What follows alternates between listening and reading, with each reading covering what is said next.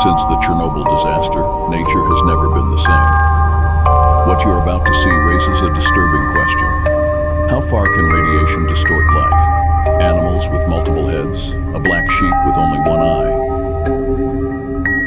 a three-headed frog, fish with human features, abnormal jaws, and others without eyes, with completely hollow heads, a lizard that defies classification, a two-headed turtle, and finally something even more difficult to explain, an antelope-like animal with no head. Extreme mutation, fraud, or signs that nature has been altered forever. The Matrix failed and may never have been fixed.